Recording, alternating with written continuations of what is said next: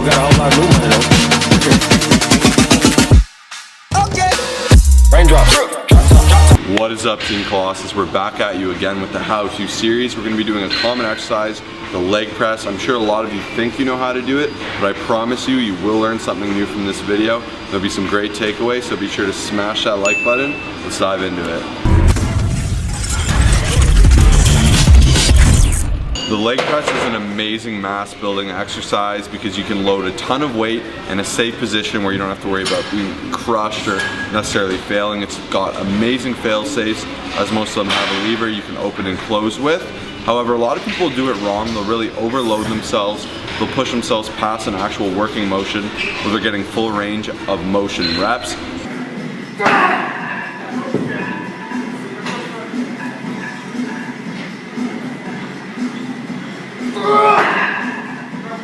You'll find that a lot of people are quarter repping or half repping at most. And we want to show you how to do this leg press exercise properly. I'd say I use a lot less weight than most people do, but I find I get phenomenal results for my legs.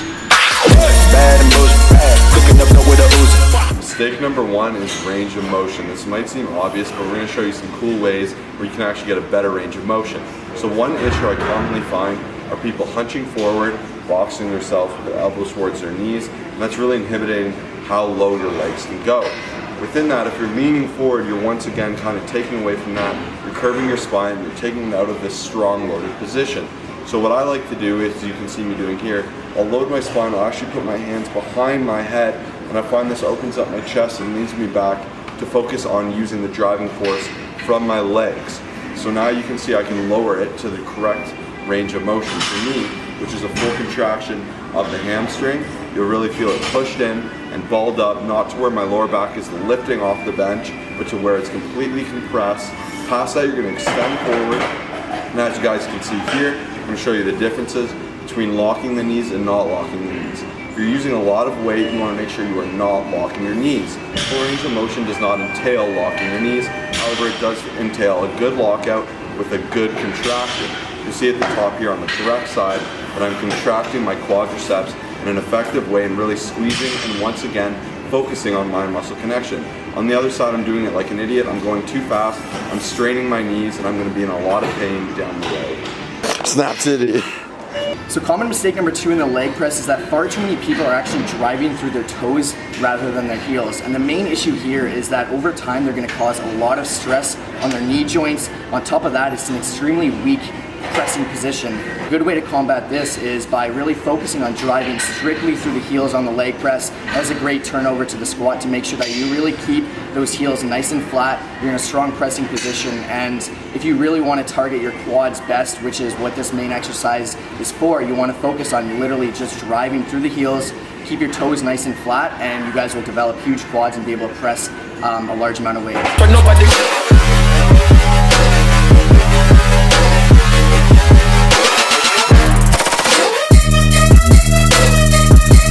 Mistake number three is improper foot positioning. There's several ways to have improper foot positioning. The first and the most common mistake I see is people that keep their feet straight. Some would argue that this is okay, but in my opinion, the safer bet is to have some ducking of the feet. It'll look like this, as you can see on the screen now.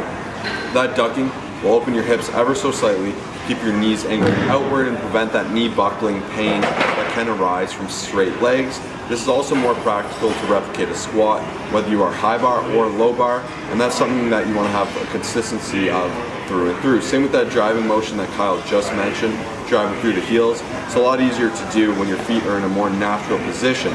If you jump, you'll notice that you don't jump with your feet completely straight. You'll have some bend. That's a natural way, that little arching of the feet.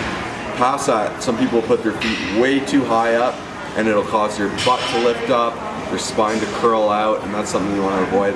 They'll have it way too low, and this once again creates your pressing motion to be very awkward and non-natural.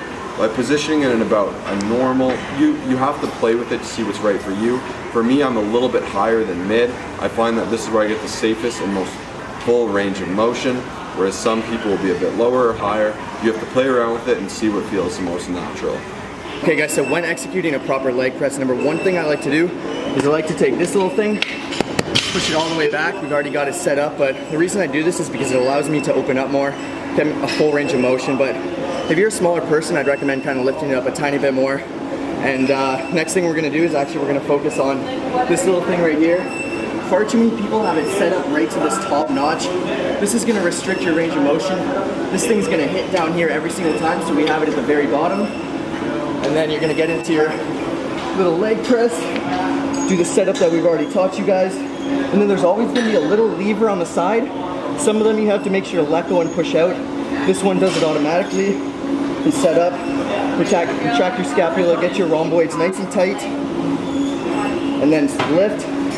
And then the gains begin, so this is how you do it. Oh yeah. So I like to put my hands up. Squeeze them juicy quads, boy. Oh yeah. Cheers.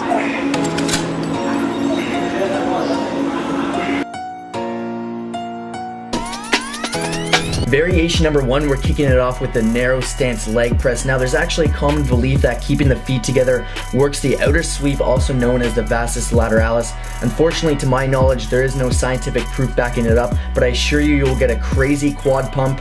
And this exercise is just fantastic to substitute in if you would like to try it out. I'd love to hear what you think. Moving on to some slow negatives. Here you're going to be working on the time under tension and really focusing on getting a 3-second descent while doing this exercise. You want to make sure you're driving harder to the bottom. Don't worry about the concentric tempo, just drive the weight up with force. And you want to make sure you're not locking out and stopping just short of lockout, just like any other leg press you're going to be doing. Moving on to the single leg press. So chances are you may have an imbalance between your left and right sides, where one side is bigger or stronger than the other, and this is actually very common with a lot of lifters. But by doing single limb exercises such as the single leg press, you're going to be forcing each side to perform an equal workload, and this is going to help you develop balance and proportion between the left and right legs. We highly recommend you adding these into your routine and trying them out. Okay guys, we hope you learned something on the leg press today. If you enjoyed it, make sure to smash that like button, share it with a friend who does it improperly or wants to learn. Make sure to subscribe to our channel, and we'll see you in the next video. Peace out.